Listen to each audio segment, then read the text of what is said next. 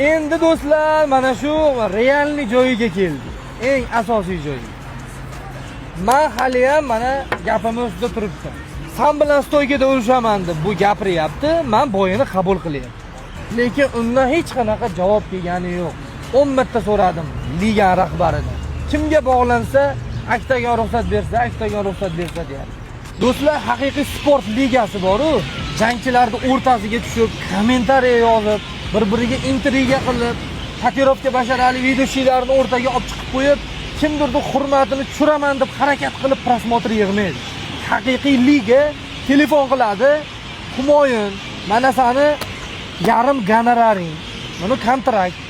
Fazliddin xolasa kontraktga qo'l qo'ysin, xolasa qo'ymasin. Mana ko'rsatib qo'ying.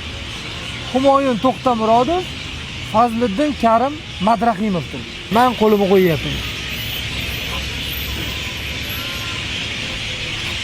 Men to'g'ri tushunaman, negativlar bo'lmasa hech qachon odam rivojlanmaydi. Bular unisiga g'iybat qiladi, bunisiga g'iybat qiladi, yana ham nomingizni ko'proq odam tanishiga sababchi bo'ladi. Men buni to'g'ri tushunaman.